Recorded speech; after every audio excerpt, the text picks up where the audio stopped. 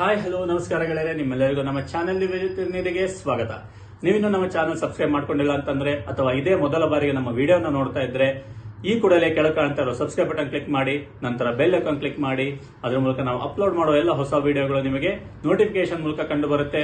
ಶೀಘ್ರದಲ್ಲಿ ವಿಷಯವನ್ನ ತಿಳ್ಕೊಳ್ಬಹುದು. ಈಗ ನಾವು ಪರಾಭಾನ ಸಂವತ್ಸರದ ವರ್ಷಫಲ ತಿಳ್ಕೊಳ್ತಾ ಇದ್ದೇವೆ. ಈ ಒಂದು ವಿಡಿಯೋದಲ್ಲಿ ನಾವು ಸಿಂಹ ರಾಶಿಯ ವರ್ಷಫಲ ಹೇಗಿದೆ ಅನ್ನುವಂಥದ್ದು ನಾವು ನೋಡ್ತಾ ಇದ್ದೇವೆ. ಮತ್ತೊಮ್ಮೆ ನಿಮ್ಮೆಲ್ಲರಿಗೂ ಪಂಡಿತ್ ಸುದರ್ಶನ್ ಭಟ್ ಮಾಡ್ತಾ ಇರುವಂತಹ ನಮಸ್ಕಾರಗಳು. ಪರಾಭಾನ ಸಂವತ್ಸರದಲ್ಲಿ ಸಿಂಹ ರಾಶಿಯ ವರ್ಷಫಲ ಹೇಗಿದೆಯಪ್ಪ ಅನ್ನುವಂತ ನೋಡೋದಾದ್ರೆ, ಕಳೆದ ವರ್ಷದಿಂದ ನೀವು ಅಷ್ಟಮ ಶನಿಯ ಒಂದು ಪ್ರಭಾವವನ್ನು ಅನುಭವಿಸ್ತಾ ಇದ್ದೀರೋ ಅದು ಕೂಡ ಮತ್ತೆ ಈ ವರ್ಷ ನಿಮಗೆ ಮುಂದುವರಿಯುವಂತಹದ್ದಿದೆ. ಆ ತೊಂದರೆಗಳು ನಿಮಗೆ ಅಷ್ಟಮ ಶನಿ ಪ್ರಭಾವದಿಂದ ಅವರವರ ಕರ್ಮಗಳಿಗೆ ಅನುಸಾರವಾಗಿ ಫಲವನ್ನ ಕೊಡುವಂತಹದ್ದನ್ನು ಮಾಡ್ತಾ ಹೋಗ್ತೇವೆ. ಒಳ್ಳೆಯದನ್ನ ಮಾಡಿದ್ರೆ ನಿಮಗೆ ಒಳ್ಳೇದಾಗತ್ತೆ, ಕೆಟ್ಟದನ್ನ ಮಾಡಿದ್ರೆ ಆ ಒಂದು ಕೆಟ್ಟ ಫಲಗಳ ಒಂದು ಫಲಗಳನ್ನ ಅನುಭವಿಸ್ತೀರಾ. ನೀವು ಏನು ಕೆಟ್ಟ ಕರ್ಮಗಳನ್ನು ಮಾಡಿರ್ತಾರೋ ಕೆಟ್ಟ ಫಲಗಳನ್ನ ಅನುಭವಿಸ್ತೀರಾ. ಹಾಗಾಗಿ ಒಳ್ಳೆಯ ಕರ್ಮಗಳನ್ನ ಆದಷ್ಟು ಮಾಡುವಂತಹದ್ದು ನೆನಪಲ್ಲಿ ಇಟ್ಕೊಳ್ಳಿ. ಇನ್ನು ಗುರು ವ್ಯಯಸ್ಥಾನಕ್ಕೆ ಹೋಗುವಂತಹದ್ರಿಂದ ತುಂಬಾ ಕಷ್ಟಗಳನ್ನು ಎದುರಿಸುವಂತಹ ಸಾಧ್ಯತೆಗಳು ಇಲ್ಲಿ ಗಮನಿಸಬೇಕಾಗಿದೆ. ಅಷ್ಟಮ ಶನಿ ಒಂದು, ಗುರು ವ್ಯಯಸ್ಥಾನಕ್ಕೆ ಹೋದರೆ ದುಡ್ಡಿನ ತೊಂದರೆ, ಆರೋಗ್ಯ ತೊಂದರೆ ಎಲ್ಲದಗಳನ್ನ ನೋಡ್ತಾ ಇರುವಂತಹದ್ದು. ಇದೆಲ್ಲದನ್ನ ನೀವು ಈ ವರ್ಷ ನೋಡಬೇಕಾಗಿರುತ್ತದೆ.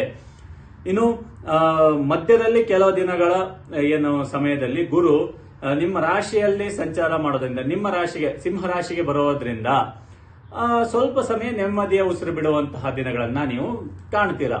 ಸ್ವಲ್ಪ ನೆಮ್ಮದಿ ಉಸಿರು ಬಿಡುವಂತಹದ್ದನ್ನ ನೀವು ಕಾಣ್ತೀರಾ. ನಂತರದಲ್ಲಿ ಮತ್ತೆ ಏನು ಬದಲಾವಣೆ ಆಗತ್ತೋ, ಒಂದು ಗುರುವಿನ ಚಲನೆಯಲ್ಲಿ ಬದಲಾವಣೆ ಆಗತ್ತೋ, ಮತ್ತೆ ಆರೋಗ್ಯ ಸಮಸ್ಯೆಗಳು ಅದು ಕಂಡು ಬರುವಂತಹದ್ದು. ವಾತ ಸಮಸ್ಯೆ, ಹಾಗೆ ಅಪರಿಚಿತರಿಂದ ಹಲ್ಲೆಗೊಳಗಾಗುವ ಸಾಧ್ಯತೆಗಳು ಕೂಡ ಹೆಚ್ಚು ಇಲ್ಲಿ ಗಮನಿಸಬೇಕಾಗಿರುತ್ತದೆ.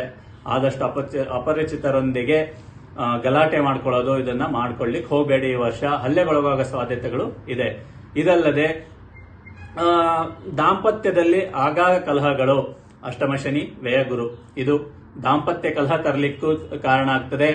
ಹಾಗೆ ವಾಹನದಿಂದ ತೊಂದರೆ ಉಂಟಾಗುವಂತಹದ್ದು, ವಾಹನದಿಂದ ತೊಂದರೆ ಆಗಿ ಅಥವಾ ಅಪಘಾತ ಆಗುವಂತಹದ್ದು ನೀವು ಇಲ್ಲಿ ಆಗ್ಬಹುದು. ಎಚ್ಚರಿಕೆಯಿಂದ ಇರಬೇಕಾಗತ್ತೆ. ಎಚ್ಚರಿಕೆ ಮುಖ್ಯ. ಏನೋ ಹೋಗುತ್ತೆ ಅನ್ನುವಂಥದ್ದು ಬೇಡ. ಯಾವುದೇ ಆಗಲಿ ಬರ್ಲಿ ನೋಡೋಣ, ಭಗವಂತನ ದಯೆ ಇರಲಿ ಅನ್ನೋ ರೀತಿಯಲ್ಲಿ ನಾವು ಎಚ್ಚರಿಕೆಯಿಂದ ಜೀವನ ಮಾಡುವಂತಹದ್ದು ಅತ್ಯವಶ್ಯಕ. ಹಾಗೆ ಹೊಸ ಉದ್ಯೋಗ ಆರಂಭ ಮಾಡ್ತಾ ಇದ್ರೆ ಅಥವಾ ಹೊಸ ಬಿಸ್ನೆಸ್ ಆರಂಭ ಮಾಡ್ತಾ ಇದ್ರೆ ಆದಷ್ಟು ಈ ವರ್ಷ ಮಾಡುವಂತಹದ್ದು ಬೇಡ ಅನ್ನುವಂತಹದ್ದು ವಿಷಯ. ಹಾಗೆ ನೀರಿನಲ್ಲಿ ಕೆಲಸ ಮಾಡುವಂತವರಿಗೆ ತುಂಬಾ ಎಚ್ಚರಿಕೆ ಬೇಕು. ನೀರಿನಿಂದ ಗಂಡಾಂತರ ಅಂತಾನೆ ಹೇಳ್ಬೋದು. ಹಾಗಾಗಿ ನೀರಿನಲ್ಲಿ ಕೆಲಸ ಮಾಡುವಂತವರು, ದೋಣಿ ನಡೆಸುವಂತವ್ರು ಇರಬಹುದು, ಅಥವಾ ನೀರಿಗೆ ಸಂಬಂಧಪಟ್ಟಂತಹ ಕೆಲಸಗಳನ್ನು ಮಾಡುವಂತವರು, ಇವರು ಸ್ವಲ್ಪ ಎಚ್ಚರಿಕೆಯಿಂದ ಜೀವನ ನಡೆಸಬೇಕಾ ಈ ವರ್ಷ ಅನ್ನುವಂಥದ್ದು ಹೇಳ್ಬೋದು. ಇನ್ನು ವಿದ್ಯಾರ್ಥಿಗಳಿಗೆ ಈ ವರ್ಷ ಪ್ರಯತ್ನದ ಅವಶ್ಯಕತೆ ಇದೆ. ತುಂಬಾ ಪ್ರಯತ್ನ ಮಾಡಬೇಕು. ಸಣ್ಣ ಪುಟ್ಟ ಪ್ರಯತ್ನ ಸಾಲಲ್ಲ. ತುಂಬಾ ಪ್ರಯತ್ನ ಮಾಡಿದ್ರೆ ಮಾತ್ರ, ಅದರಲ್ಲೂ ಫಲ ಕಡಿಮೆ. ಪ್ರಯತ್ನ ಎಷ್ಟು ಮಾಡ್ತಿರೋ 100% ಪ್ರಯತ್ನ ಮಾಡಿದ್ರೆ 25ರಿಂದ 30% ಬರ್ಬೋದು.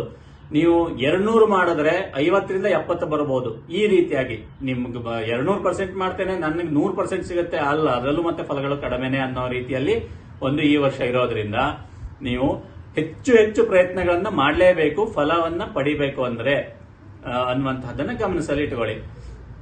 ಇನ್ನು ರಾಜಕೀಯ, ಕಲಾಕ್ಷೇತ್ರ, ಪ್ಯಾಕೇಜಿಂಗ್, ಟ್ರಾವೆಲ್, ಈ ಒಂದು ಇದರಲ್ಲಿ ಕೆಲಸ, ಟ್ರಾನ್ಸ್ಪೋರ್ಟ್ ವ್ಯವಹಾರ ಮಾಡುವಂತಹವರಿಗೆ ಉತ್ತಮ ದಿನಗಳನ್ನ ಕಾಣಬಹುದಾದಂತಹದ್ದಿದೆ. ಹಾಗೆ ಆದಾಯಕ್ಕಿಂತ ಹೆಚ್ಚು ಖರ್ಚುಗಳು ಬರುವಂತಹ ಸಾಧ್ಯತೆಗಳಿದೆ. ನಿಮ್ಮ ಆದಾಯ 100 ರೂಪಾಯಿ ಇದ್ರೆ 200 ರೂಪಾಯಿ 300 ರೂಪಾಯಿ ಖರ್ಚಾಗುವಂತಹ ಸಾಧ್ಯತೆಗಳನ್ನ ಈ ವರ್ಷ ಹೆಚ್ಚು ಇದೆ. ಹಾಗಾಗಿ ಆ ಖರ್ಚು ಬರುವ ಒಂದು ಯಾವುದೇ ರೀತಿಯಾದ ಅನವಶ್ಯಕ ಖರ್ಚುಗಳನ್ನ ಮಾಡ್ಕೊಳ್ಬೇಡಿ ಅನ್ನುವಂತಹದ್ದು. ಇನ್ನು ಡಿಸೆಂಬರ್ ಇಂದ ವರ್ಷಾಂತದವರೆಗೆ, ಡಿಸೆಂಬರ್ ಇಂದ ಮುಂದಿನ ಯುಗಾದಿಯವರೆಗೆ ಸ್ವಲ್ಪ ಆರೋಗ್ಯ ಬಗ್ಗೆ ಎಚ್ಚರಿಕೆ ಇರಲಿ. ಹೃದಯ ರೋಗ, ನೇತ್ರಬಾಧೆ, ಹೆಂಡತಿ ಮತ್ತು ಮಕ್ಕಳಿಗೆ ಅಥವಾ ಗಂಡ ಅಂದ್ರೆ ಹೆಣ್ಣು ಮಕ್ಕಳಿಗೆ ಗಂಡನ ಆರೋಗ್ಯದಲ್ಲಿ, ಹೆಣ್ಣು ಮಕ್ಕಳಿಗೆ ಗಂಡನ ಆರೋಗ್ಯದಲ್ಲಿ, ಗಂಡು ಮಕ್ಕಳಿಗೆ ಹೆಂಡತಿ ಆರೋಗ್ಯದಲ್ಲಿ, ಹಾಗೆ ಮಕ್ಕಳ ಆರೋಗ್ಯದಲ್ಲಿ ಒಂದು ವಿಪತ್ತು ಬರುವಂತಹ ಸಾಧ್ಯತೆಗಳು ಹೆಚ್ಚು ಕಂಡು ಬರ್ತಾ ಇದೆ. ಆಂಜನೇಯನ ಆರಾಧನೆ ಈ ವರ್ಷ ನಿಮಗೆ ಅತ್ಯವಶ್ಯಕವಾಗಿ ಬೇಕು. ಆಂಜನೇಯನ ಆರಾಧನೆ ಮಾಡಿಕೊಂಡ್ರೆ ಮಾತ್ರ ಕಷ್ಟಗಳಿಂದ ಹೊರಬರಲಿಕ್ಕೆ ಸಾಧ್ಯತೆಗಳು. ಇಲ್ಲ ಅಂದ್ರೆ ಮತ್ತು ಹೆಚ್ಚು ಕಷ್ಟಗಳನ್ನು ಅನುಭವಿಸ್ತೀರಾ ಅನ್ನುವಂತಹದ್ದನ್ನ ಇಲ್ಲಿ ಗಮನಿಸಬೇಕಾಗಿರುತ್ತದೆ. ಹಾಗಾಗಿ ಆಂಜನೇಯನ ಆರಾಧನೆ ಮಾಡ್ಕೊಳ್ಳಿ. ಈ ಪರಾಭವನಾಮ ಸಂವತ್ಸರದ ಏನೆಲ್ಲ ತೊಂದರೆಗಳಿದೆಯೋ ಅದನ್ನ ಪರಿಹಾರ ಮಾಡ್ಕೊಳ್ಳಿಕ್ಕೆ ಸಹಾಯ ಆಗತ್ತೆ ಅಂತ ಹೇಳ್ತಾ ಮತ್ತೊಮ್ಮೆ ನಿಮ್ಮೆಲ್ಲರಿಗೂ ಒಳ್ಳೇದಾಗ್ಲಿ ಅಂತ ಹೇಳ್ತಾ ಎಲ್ಲರಿಗೂ ಧನ್ಯವಾದಗಳು.